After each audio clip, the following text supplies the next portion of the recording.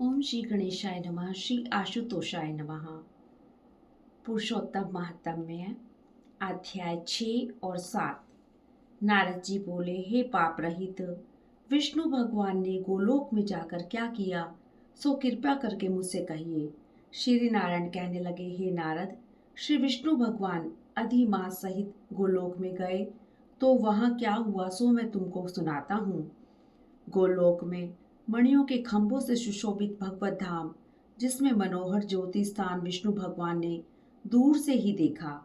उस तेज से नेत्र मूंद लिए, फिर अधिमास को भगवान पीछे करके कुछ थोड़े से नेत्र खोलकर धीरे धीरे आगे बढ़े। जब उस स्थान के पास पहुंचे तो अधिमास सहित विष्णु बड़े प्रसन्न हुए। द्वारपाल ने इनको नमस्कार किया। रत्नों के सिंहासन पर गोपियों के बीच में बैठे हुए श्री कृष्ण को रमानाथ श्री विष्णु जी ने नमस्कार किया। फिर विष्णु ने कांपते हुए मलमास को कृष्ण के चरणों में डाल दिया। तब कृष्ण जी कहने लगे, यह कौन है और कहाँ से आया है और इस गोलोक में क्यों रोता है तथा इसका दुख का कारण क्या है। तब नारायण कहने लगे, हे नारद, गोलोकनाथ के वचनों को सुनकर विष्णु जी ने आसन से उठकर आदि से अंत तक मलमास का सब वृत्तांत सुनाया। इस तरह दुख रूपी दावानल से जला हुआ यह मरने को तैयार हुआ। तब दूसरे दयालु पुरुषों से प्रेरित किया गया यह मेरे पास आया। हे ऋषिकेश, मेरी शरण में आकर दुख जाल से घिरा हुआ बारंबार रोता हुआ और कांपता हुआ यह तब कहने लगा, इसके महादुख को आपके बिना कोई निवारण नहीं कर सकता। इसलिए इस स्वामी रहित को हाथ पकड़कर आपके पास लाया हूँ। इस तरह विष्णु जी कहकर हाथ जोड़कर कृष्ण जी के आगे खड़े हो गए। इतनी कथा सुनकर शौनक आदि ऋषि कहने लगे, हे सूची, विष्णु और कृष्ण जी का संवाद सब लोगों के लिए उपकार करने वाला है। गोलोक वासो, श्री कृष्ण ने क्या कहा और क्या किया सो विस्तार पूर्वक कीजिए। इस तरह पुरुषोत्तम महात्म्य में छठा अध्याय समाप्त हुआ। ओम नमो भगवते वासुदेवाय नमः। ओम नमो भगवते वासुदेवाय नमः। अध्याय 7। सूजी कहने लगे कि हे तपोधनी, जब विष्णु भगवान मलमास का अपार दुख कहकर चुपचाप आसन पर बैठ गए तो श्री कृष्ण ने विष्णु जी को वचन कहे, वह मैं तुमसे कहता हूँ। श्री पुरुषोत्तम बोले, हे विष्णु, आपने बहुत अच्छा किया जो मलमास को हाथ पकड़कर यहाँ पर ले आए। इससे लोक में महान कीर्ति पाओगे। जिसको तुमने स्वीकार किया उसको मैंने भी स्वीकार कर लिया। इसको मैं अपने समान ही करूँगा। गुण, कीर्ति, अनुभव, छंदों, ऐश्वर्य, पराक्रम, भक्तों को वरदान, मेरे समान सभी गुण इसमें होंगे। जैसे मैं लोक में प्रसिद्ध हूँ वैसे ही यह भी पुरुषोत्तम नाम से विख्यात होगा। जो गुण मुझ में है वही मैंने इसको दिए। हे जनार्दन, तुम्हारी प्रसन्नता के लिए मैंने अपने सभी गुण इसको दे दिए और मैं ही इसका स्वामी हूँ।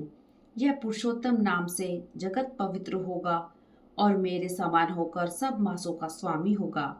अब यह जगत को पूज्य जगत के नमस्कार करने योग्य होकर पूजनीय होगा और पूजने वालों का दुख दरिद्रता का नाश करेगा। सब मास इच्छा वाले हैं, मैंने इसको इच्छा रहित किया। मनुष्यों को मोक्ष देने वाला अपने बराबर मैंने इसको किया। जो कोई इच्छा रहित या इच्छा वाला इसको पूजेगा वह अपने किए कर्मों को भस्म करके निसंशय मुझको प्राप्त करेगा। हे गरुड़ ध्वज, महाभाग्यशाली यति, ब्रह्मचारी, महात्मा, निराहारी भी परम स्थान को प्राप्त नहीं होते हैं। पर पुरुषोत्तम के भक्त मास भर में जन्म मृत्यु से रहित हो बिना श्रम के ही हरि के पद को पा सकते हैं। सब साधनों में श्रेष्ठ, सब काम तथा अर्थ को देने वाला यह पुरुषोत्तम मास सेवन योग्य है। जैसे हल से बोए हुए बीज करोड़ों गुना बढ़ते हैं, वैसे ही पुरुषोत्तम मास में किया हुआ पुण्य कोटि गुना बढ़ता है। कोई चतुर्मास के व्रत यज्ञों द्वारा स्वर्ग में जाके वहां भोग को भोग कर फिर इस पृथ्वी में आते हैं, किंतु जो पुरुषोत्तम का आदर से विधि पूर्वक सेवन करता है वह अपने कुल का उद्धार करके असंभव के समान मुझको ही प्राप्त होता है। जो महाअज्ञानी मनुष्य इस मास में जब दान आदि नहीं करते और अच्छे कर्म नहीं करते, देव तीर्थ तथा ब्राह्मण से वैर करते हैं, वे दुष्ट भाग्य वाले दूसरों के भाग्य पर जीने वाले हैं। उनको खरगोश के सींग के समान स्वपन में भी सुख नहीं होगा। जब मूढ़ मनुष्य मेरे प्रिय मलमास का तिरस्कार करेंगे और जा धर्म का आचरण नहीं करेंगे, वे सदैव नरक के गामी होंगे। जो पुरुषोत्तम के निमित्त 3-3 वर्ष में धर्म का आचरण नहीं करते, वह कुंभी पाक आदि नरकों में पड़ते हैं।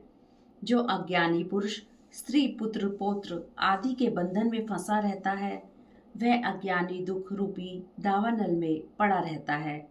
जिनका अज्ञान से मेरा प्रिय अत्यंत पुण्यवान पुरुषोत्तम मास बीत गया, उनको कैसे सुख प्राप्त हो सकता है।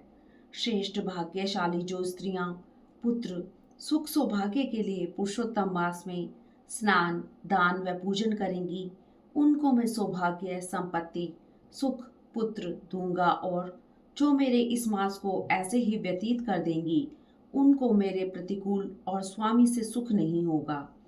भाई पुत्र तथा धन का सुख तो उनको स्वप्न में भी प्राप्त नहीं होगा। अतः सब मनुष्यों को मेरे इस मास में स्नान पूजा जप आदि करना, विशेष करके अपनी शक्ति के अनुसार दान करना चाहिए। जिसने भक्ति और श्रद्धा से पुरुषोत्तम मास में मेरी पूजा की, वह धन तथा पुत्र का सुख भोग कर अंत में मेरे गोलोक में वास करेगा। मेरी आज्ञा से सभी मनुष्य मलमास को पूजेंगे। मैंने सब मासों में उत्तम इसको किया है, इसलिए हे रमापते, तुम चिंता छोड़कर पुरुषोत्तम मास को लेकर बैकुंठ को जाओ। इस तरह पुरुषोत्तम महात्म्य का 6वां और 7वां अध्याय समाप्त हुआ। ओम नमो भगवते वासुदेवाय नमः।